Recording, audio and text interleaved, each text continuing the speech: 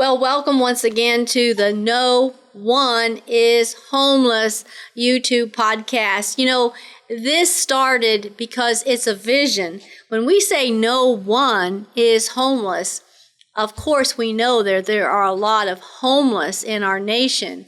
But what we are saying, it's a vision. It's vision casting. It's saying that this is the vision that we hope that one day no one is homeless. And you know, as a Christian, I also have another philosophy is that we are all homeless. We are all just working our way toward home. Our home in heaven, our eternal home. And so I like the old spiritual song says, this world is not my home, I'm just a passing through.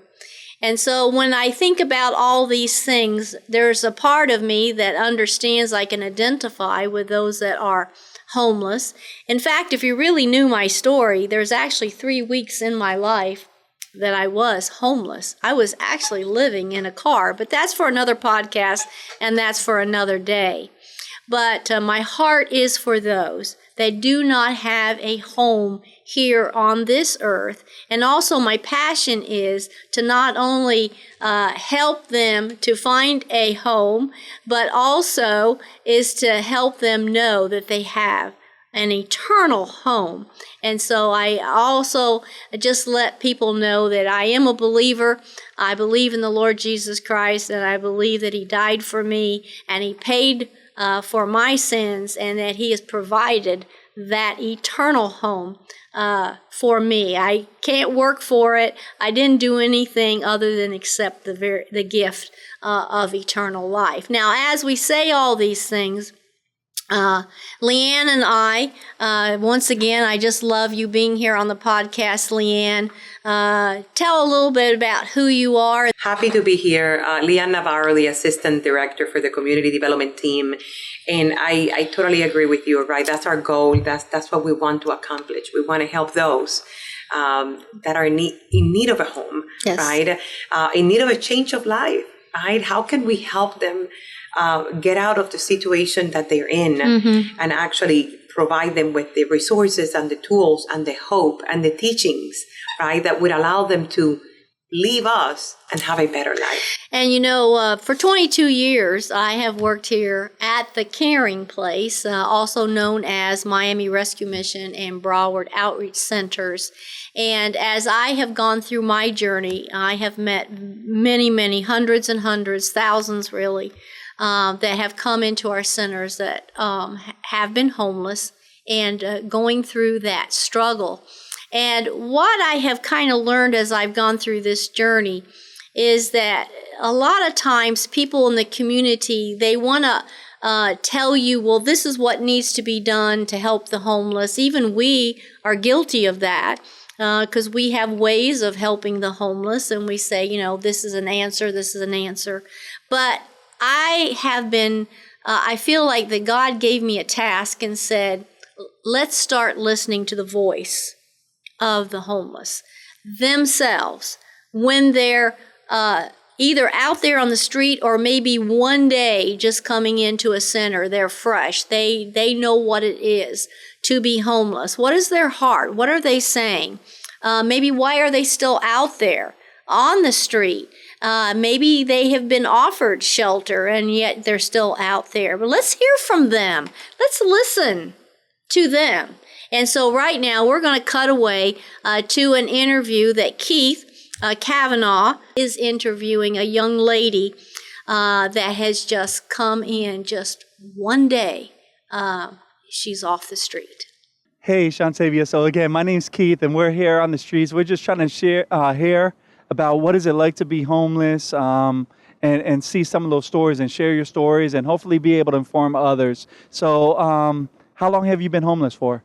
A month and 3 weeks, almost 2 months now. What was it like being homeless? I still had like normal clothes and I would go to the laundromat and wash or what have you, but I stayed in Starbucks. People are pretty cool with it. But it was probably kind of like really horrible, you know, because people would look at you, be like, oh, wow, you begging for food and you know, you still wearing the same thing. You just feel dirty and unworthy, you know. Well, Shantavia explained what it was like for 2 months to be homeless, but now she's going to further explain. The question's going to be asked, why? Why did you become homeless? So I want you to listen to this part as well. What kind of caused it?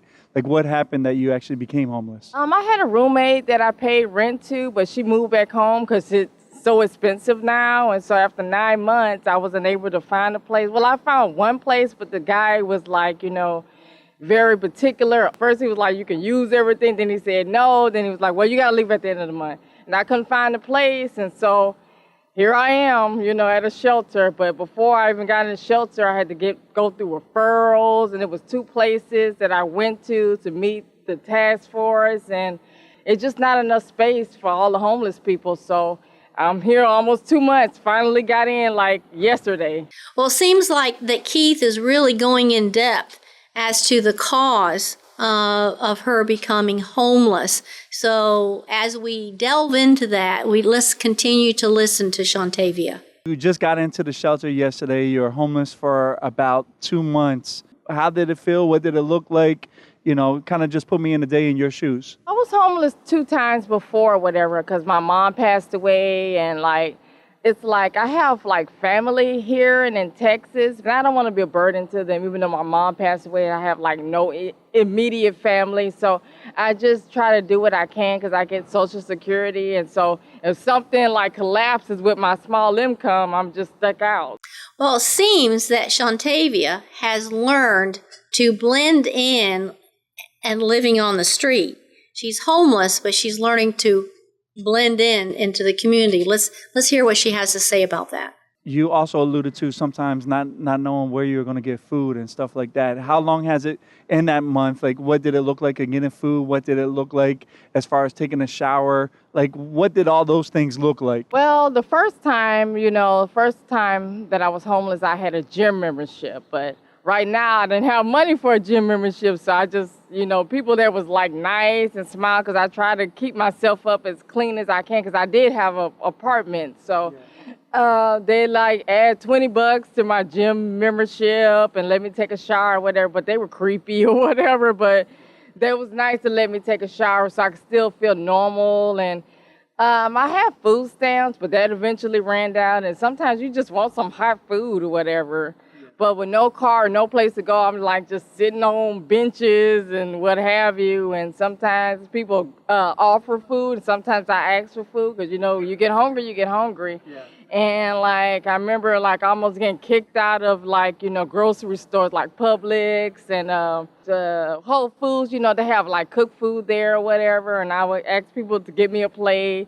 At first they was cool with it, but like the second month they're like, ma'am, you got to get up out of here begging people for food and stuff like that. So it's kind of embarrassing, you know, and I understand they don't want people panhandling and stuff like that, but I had to do what I had to do, and I always got what I needed. Well, after hearing Shantavia explain how she blended in, being homeless and like kind of blending into the community, but I really wonder, how does she sleep at night? Let's find out how Keith asked that question and what the answer is. Can you just kind of tell me about what did the worst night kind of look? Well, I was kind of sleeping in like a car garage, but it has like an entrance, but it was like air conditioned and carpet, so it was kind of comfortable in a sense. But I got caught one morning when the security guard came and he was like, don't come back. I did come back, but I waited a couple days, but the day that I got caught, it was raining. I had no place to go. It was like, 6 o'clock in the morning, nothing was open. So I had to be by the hospital, like on the side of the hospital, like outside. I never was just outside like that. So it was like ants, mosquitoes. I couldn't sleep, and it was a hard concrete. No AC, even though it was raining. It's Florida. It was hot as heck. Yeah. So that was like my worst night for like 3 nights. What about the laundry mats and just trying to go to different places? It was embarrassing, but mostly the laundry thing, because I'm like carrying all my stuff, and then it might rain or what have you, and the bag might tear, and so yeah, I didn't like not having a place to live. And a calling the Uber to take me to place because all my money went on food and a hotel. And so, yeah, laundry was the hardest. Our core values are that you should hopefully be feeling from the beginning is compassion and hope. What does those two words mean to you as far as coming into the shelter? What does it look like in your first 2 days? It looks nice, what have you. People here, and especially the people that work here, are really nice, and they try to, let me know that it's not like irregular for people do go through things in life and to do what I can and do everything that I need to do so I can have a better life. And so it's kind of like hope in that sense. I see that you got a name tag on, right? Or at least I attended a Bombastic birthday bash. How did it make you feel of just being able to attend? Oh, I thought it was awesome. Like for me, even though I'm kind of young, I don't really have like an immediate family, like a father, mother, or brother, sister. And so I don't have like birthday parties and stuff like that and have limited income. So it was nice to be celebrated. And they had like a gospel or a Christian spin at the end. So it was really cool, to be uplifted, especially right now going through what I'm going through. Tell me about that first shower, not having to worry about where your meal was going to come. Kind of paint the picture of that first day. Oh, it was like awesome. It was like a lot of stress was just removed. I know I can have a shower. I know I can have a roof over my head with AC, So it was awesome. I know I was going to be in the hospital for a heat stroke because I did go to the hospital one time because it was just so hot and I had a nosebleed and everything. So, yeah. And it could be like exhausting just walking with your bags on your back. It hurts your back and it's even worse with the heat. So yeah, your body, once you're homeless, it takes a whole strain on you. And looking at what are you trying to accomplish? Permanent housing, that's the main thing, permanent housing. And so they said they're going to help me with it, and so I'm going to stick to it. Well, thank you again. God bless you and have an amazing day. Well, Leanne, this is a good time to kind of talk about why do we do so many outreaches throughout the year for the homeless, to allow them to come into special events. We feed every day here at the Caring Place. Our centers in Miami and Broward, there is a feeding program every day. So that is what we do. But we also go that extra mile and create, and you are the one who now really puts that all together and creates all those special outreaches to make very special days. But why? Why go to all that trouble? Yeah, I love our signature events throughout the year. I mean, I gotta say that we have something going on every month of the year, right? The goal is to change, right, the way that some people may perceive or think about a homeless shelter, right? I mean, and if you have never come to visit, or if you don't know what that looks like, I mean, we are inviting you. We're always inviting everyone to take a tour. But Chantevia, in this case, who comes right, the day before, we're hosting a celebration, right? Nonetheless, the Bombastic birthday celebration. Yeah. I mean, wow. What a wonderful thing to experience, right? I'm sure she was afraid. I'm sure she was nervous. I'm sure she didn't know what to expect. She didn't know how she was going to be treated, not only by the staff, but also as for those around her, other homeless people, other people that are with us. So I'm sure that the uncertainties were many, right? And to come in, and just happens that we were celebrating, the birthdays for everybody. I'm sure that was very special for her, right? And we don't stop there. I mean, I say it, and I say it time and time again. I mean, we go from celebrating Valentine's Day to celebrating Mother's Day, celebrating Easter, Good Friday. Father's Day, Good Friday, Christmas in July, right? Back to school events, when we not only help people from the community, but also our residents, right? In this case, Chantevia, I don't believe she has a child with her, right? But if she did, we would make sure that child is provided with the items that are needed to go back to school. So my goal, and I know it's yours as well, is to change what that Experience. perception, that experience, right? That she may have come in with, right? Because she has already gone through so much. Yes. So that is the goal. And I want everyone, if you're watching right now, please not only share, follow us here in YouTube, but also if you scan the QR code that is here presented to you, you can continue to help. Maybe you want to volunteer. Maybe you want to take a tour. Maybe you want to start doing a monetary donation. You can be part of the solution. You can help us change what a homeless shelter looks like for someone like Shantavia. Now that's right. And you know, the old saying said, many hands make light work. Yes. And so we do love our volunteers, our financial supporters, Yes. The community as they come together and help our centers. And my husband, Reverend Ronald Brummett, who has been at the Caring Place for over 33 years, he always never called it a shelter. He never let us use the word shelter. We have centers. Yes. And as the homeless come in, they come into a center. Yes. They do not come into a shelter. And see that, so that is our MO, that we want our residents, and we call them students once they come into the program.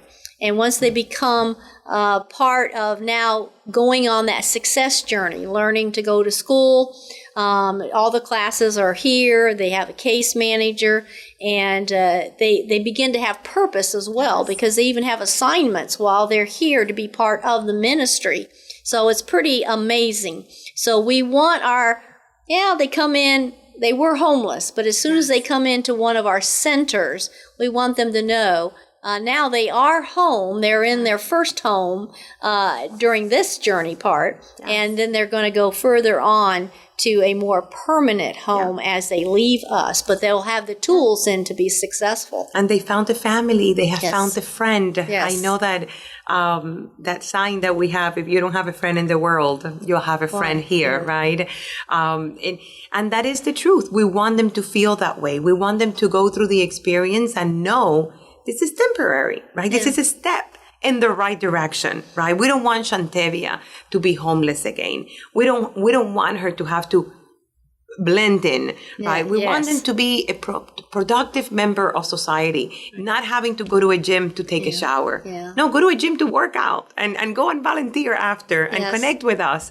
So that's our hope for her right now. And believe it or not, we have those who have been homeless, have gone through our regeneration program, graduated cap and gown, successful in life, have a job, have some place to live that's safe and affordable. And believe it or not, many of them come back to volunteer. But right now, I'd like to invite you, if you're listening to this podcast, if you would like to help the homeless in any way, with your time, your talent, or your treasure, we would invite you to come be part of what is happening here. Once again, go to caringplace.org.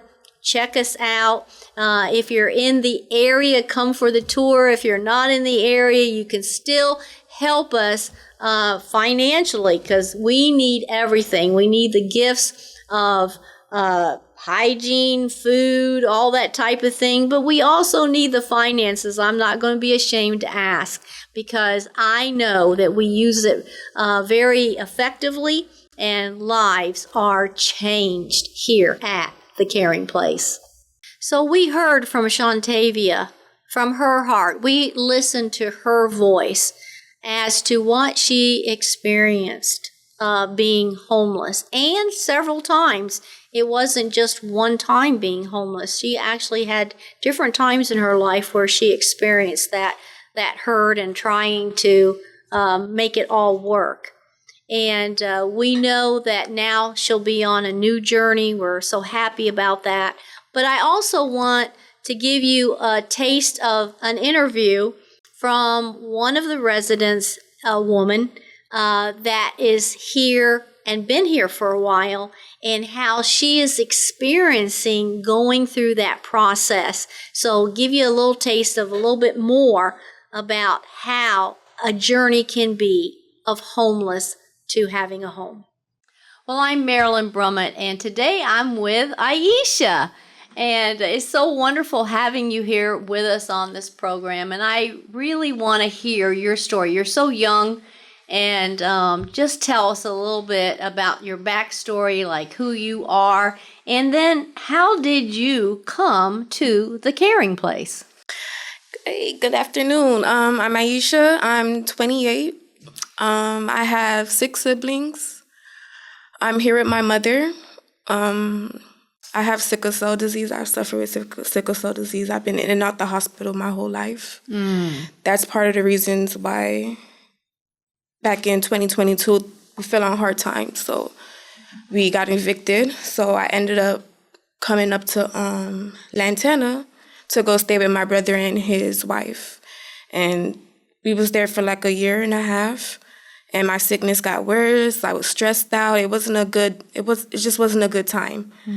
And things wasn't working out. So we ended up having to leave there. And then me and my mom was, going back and forth to hotels, and we ran out of money. So we heard about Task Force. Okay. And through Task Force, they gave us this place. So you're at the campus of Broward Outreach Center at Yes. the Caring Place. Yes. I've been here since January 9th. Yeah, January 9th. And it's way better than what I expected. I never wow. been in a situation like this. I see And a smile on your face, and that's like, wow, Yes, you're it's way at a better. homeless center and you're smiling. Yeah, it's way better than what I expected. When I first came here, I was like depressed. Because, like I said, I'd never been in this situation. I'd never been homeless, never had to stay in a shelter. And I didn't know what to expect. But coming here, like, I don't know, from the first day we came, it was just like a presence came over me, and I just knew that it was going to be okay. So tell us a little bit about that experience. It's actually been, like I said, it's been a good experience, better than the last year and a half. So And I what was what with- makes it that? Is it the people that you're staying with? Is it the staff? Is it the volunteers? It's everything combined, the staff, the people I met here. I met a lot of friends. I get along with the staff, It's like a family. When I came here, we have to do an essay for our case manager. And in the essay, I wrote that I wanted to leave here with a newfound family. And I could actually say that I am. Wow, that's amazing. So just recently you got to celebrate with it was just not just for mothers, but women in general. Yeah. It was Mother's Day, but they try to make it special for all the women. Everyone. Did you have a good time? It with was that? a nice event. They brought us P.F. Chang. They got us P.F. Chang. We had a speaker. P.F. Chang was the P.F. food? Yes, Oh my ma'am. goodness. Yes, ma'am. They had a speaker. She told her backstory, and it touched all of us. It was a nice event, as usual, just like the Easter event. That was nice too. So lots of presents are always given. Yes. Yes, we got perfumes for Mother's Day, everyone. Yeah, even now I'm able to actually save. I can't remember the last time I was even able to save. Being in the program, I can now save up my money, so when I leave here, I will have something to have. I won't be left empty-handed. Right. You went through some issues of sickness, but how you feel now? Yeah, I had issues about 2 months ago here, and I went to the in-house clinic, and I was seen by Dr. Washington, and she helped me to understand, it's time to seek more help, and she actually got me through it, because if it wasn't for her, I would have just been sitting there and, things could have got worse. But, she helped me through it. And as of right now, I've been good. Since that one episode, I've been good. Even my sickness, that's a real testimony.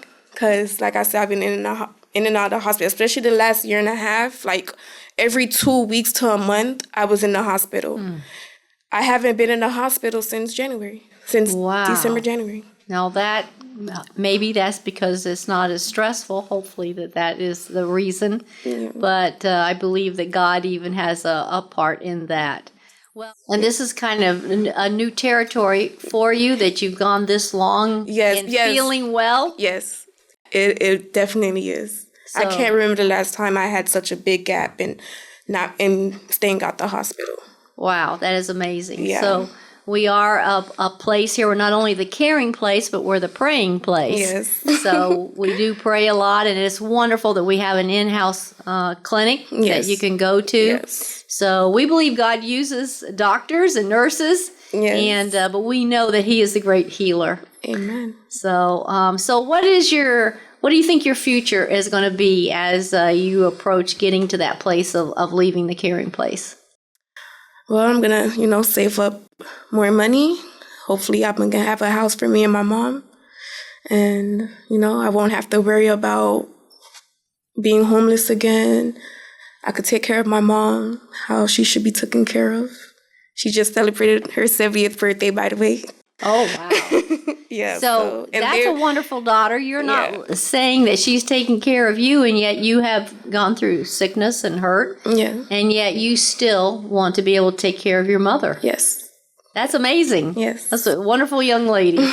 Well, it can't get better than that. So maybe talk about you have met volunteers and different people who have come in to the caring place. How does that work here? Yeah, we usually have volunteers to, many times they'll come and they'll serve us. Usually we'll go in the line and get our lunch or dinner, whatever. But, sometimes we have volunteers and we'll go in and we have a seat and, they come around and serve us. It's a nice feeling. Yeah, it sure is. It's a real nice That's feeling. like being in a A restaurant, restaurant, exactly. not a cafeteria.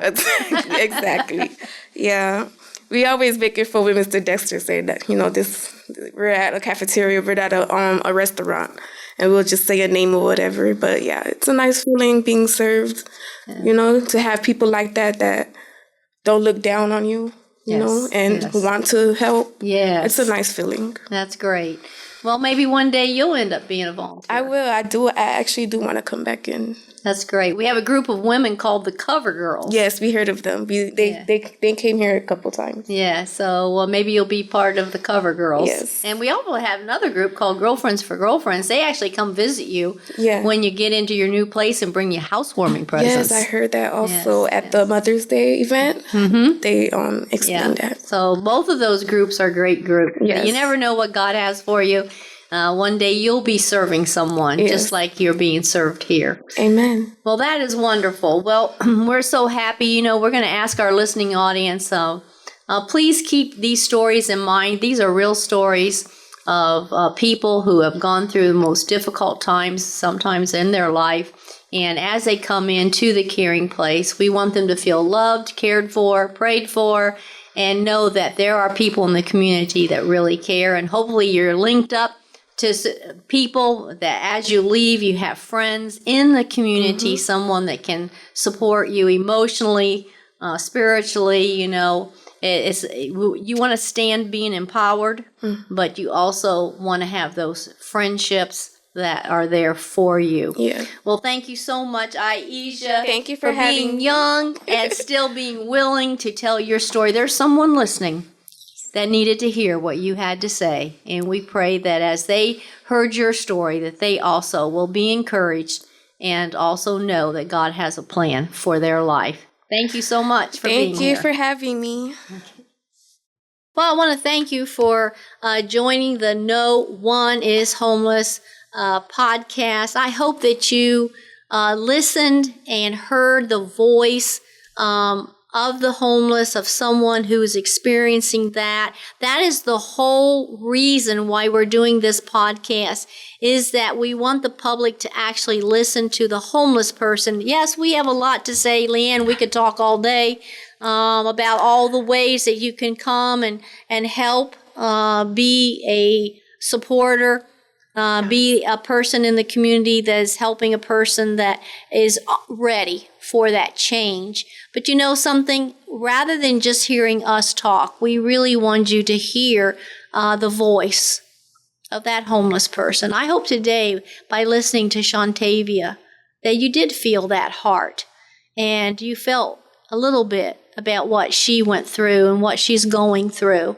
And so we just thank you for listening to the podcast. Continue to listen to the No One is Homeless YouTube podcast. Remember, it's a vision. It's not a statement. It's a vision. And that is our vision here at the Caring Place. I hope it's your vision too. Hi, my name is Sylvester. I thank y'all and I appreciate y'all very much. I'm very happy at the mission for y'all doing this. And I appreciate y'all keep the good work going very much. Thank you.